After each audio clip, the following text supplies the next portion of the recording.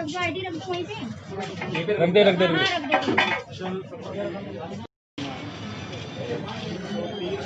सामने परवेश भाई इधर देखो। परवेश जी इधर देखो। परवेश भाई इधर।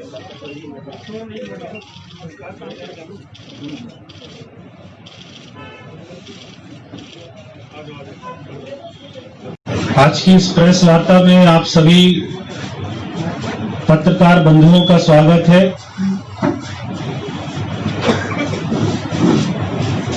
कोरोना काल के समय में मैं आशा करता हूं कि आप और आपके परिवार के सभी सदस्य स्वस्थ होंगे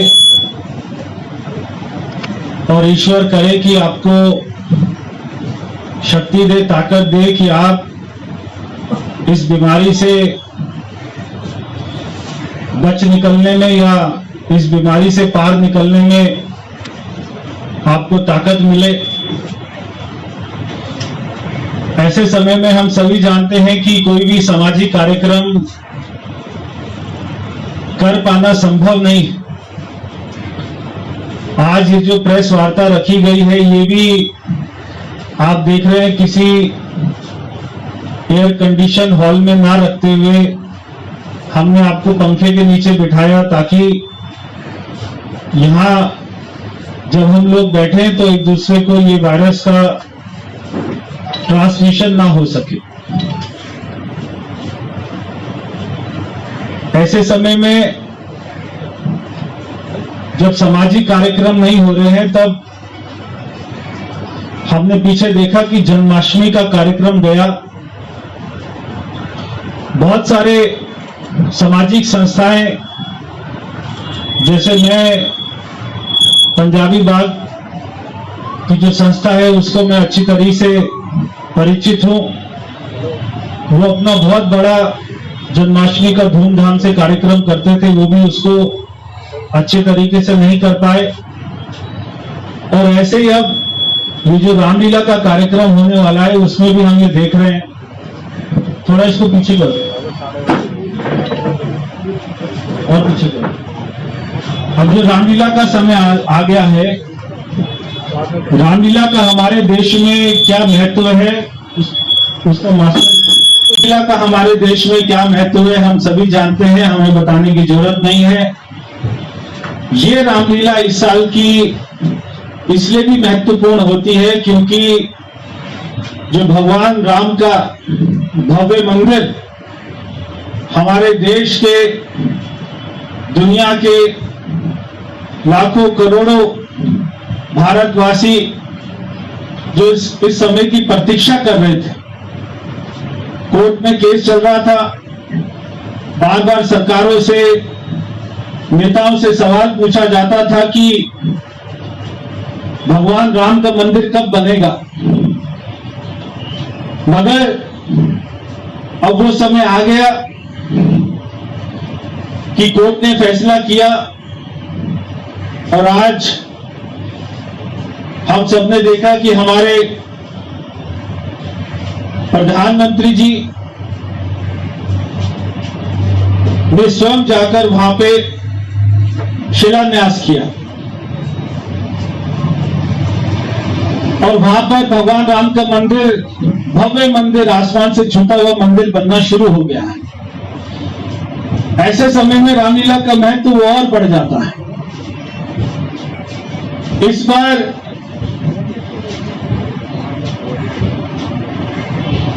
ये जो लोग आपके सामने बैठे हुए हैं, ये सारे अपने अपने क्षेत्रों में बहुत प्रसिद्ध लोग हैं।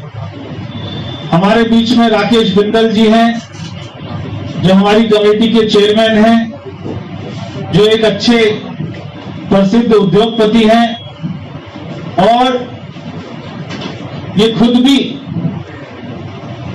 एक बहुत बड़ा कार्यक्रम पीतमपुरा में, लाल बाग का राजा आपने नाम सुना होगा, उस नाम से बहुत वर्षों से कार्यक्रम करा रहे हैं। हमारे बीच में वीपी टंडन जी हैं, जो बहुत सारी शिक्षण संस्थाएं चलाते हैं, स्कूल कॉलेज चलाते हैं उसी के साथ में हमारे सुभाष मलिक जी जो हमारी समिति के अध्यक्ष हैं, जिनको हम सभी बॉबी के नाम से जानते हैं, वो इस समिति के अध्यक्ष हैं।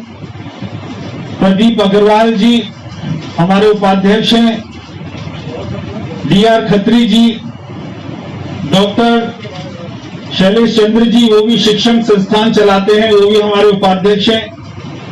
दयानंद जी भी हमारे उपाध्यक्ष हैं। गुलशन कुमार मगोन जी और शुभम मलिक जी, और तमाम यहाँ पर जितने भी आप यहाँ पे समिति के हमारे सदस्य हैं, ये सभी लोगों ने ये सोचा मिलकर कि क्यों ना अयोध्या में रामलीला हो। जहां पर भगवान राम का मंदिर बन रहा है, क्यों ना वहां पर इस बार रामलीला। ये बहुत ही अनोखा अपने आप में हमारी पहल है।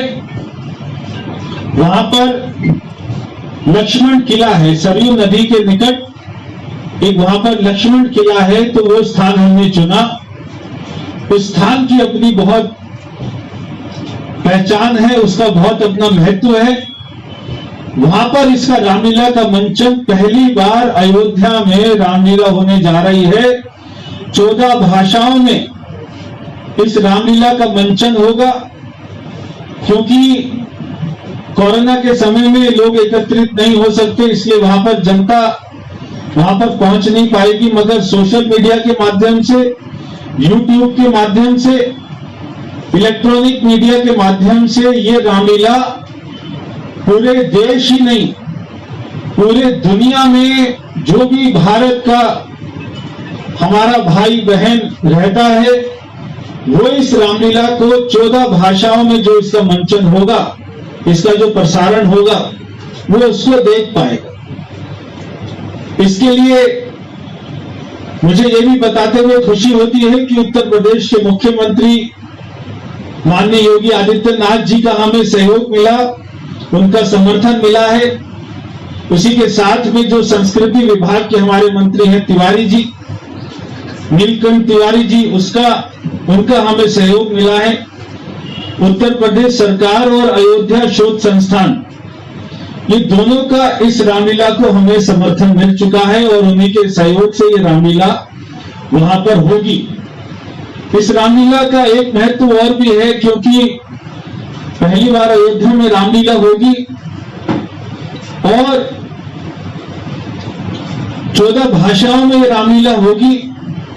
तो हमने सोचा और इसको हम कैसे इसके अंदर में जान डाल सके, इसके अंदर में आत्मा डाल सके।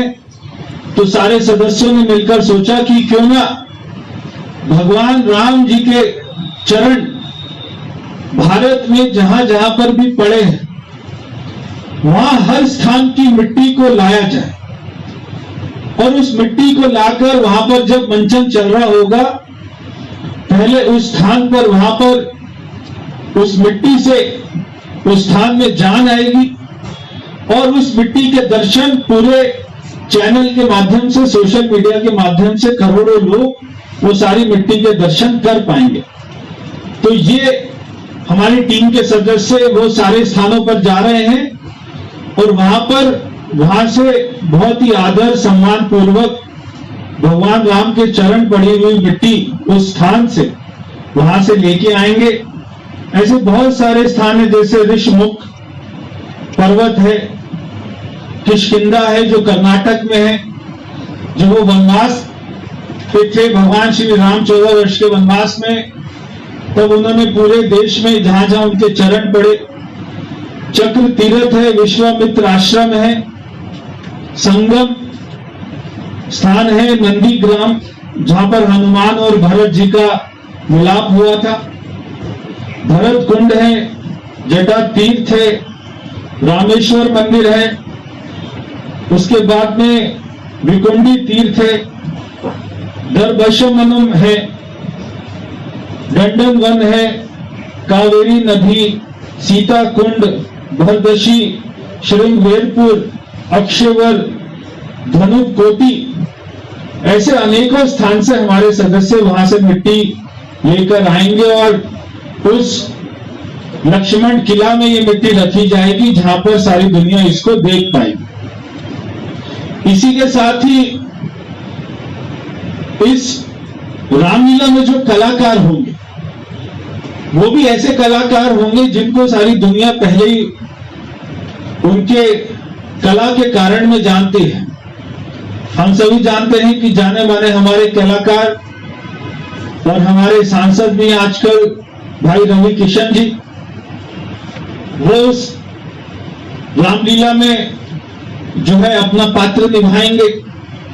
उसी के साथ में हमारे अभी पूर्व में दिल्ली प्रदेश के अध्यक्ष रहे वो भी जाने माने कलाकार हैं, भाई हमारे सांसद भी हैं मनोज तिवारी जी, वो भी वहां पर कला का प्रदर्शन करेंगे।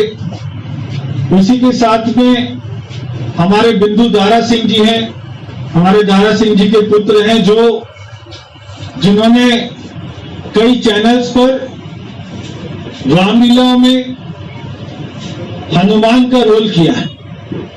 तो ऐसे बिंदु तारा सिंह जी होंगे, असरानी जी होंगे, जो राजा मुराद जी हैं वो इसमें रोल करेंगे, शहबाज खान जी हैं, अवतार गिल जी हैं, राजेश पुरी जी हैं, रितु शिवपुरी जी हैं, राकेश बेदी जी हैं, और राकेश बेदी जी की बेटी वो भी कलाकार हैं वो भी। तो अभी इसमें और भी कलाकार जुड़ेंगे, अभी क्योंकि समय है, अभी कलाकारों की डेट जैसे जैसे सुविधा होगी इसमें और भी कलाकार जानी मानी हस्तियां इसमें भाग लेंगी। उत्तर प्रदेश सरकार के मंत्री, वहां के मुख्यमंत्री वो भी इसमें पधारेंगे। और इसको हम केवल इसी साल नहीं, हर साल अयोध्या में रामलीला होगी ऐसा हमने तय किया,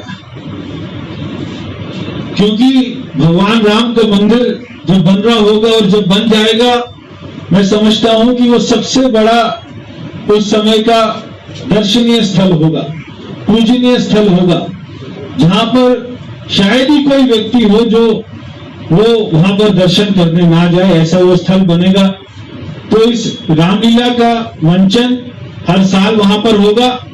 इस साल तो कोरोना की वजह से वहां पर पब्लिक को आमंत्रित नहीं किया जाएगा, मगर आने वाले समय में हमें विश्वास है कि वो रामलीला इस साल भी हम उसको देश की सबसे सुंदर और सबसे भव्य रामलीला बनाएंगे, और अगले हर वर्ष उस रामलीला को नंबर 1 रामलीला का खिताब मिले, ऐसी हमारी कोशिश होगी। अभी मैंने आपको सभी सदस्यों से परिचय कराया। अभी हमारे बीच में हमारे जो भगवान राम का रोल अदा करेंगे सोनू जी। वैसे तो मेरे से कमेटी के सदस्यों ने बोला कि जो मनोज तिवारी जी क्या बन रहे, अंगद बन रहे, और हमारे सांसद रवि किशन जी भरत बन रहे हैं, तो मेरे से कमेटी के लोगों ने बोला आप भी कोई रोल करो, आप भी कोई एक दिन का भगवान राम का रोल करो।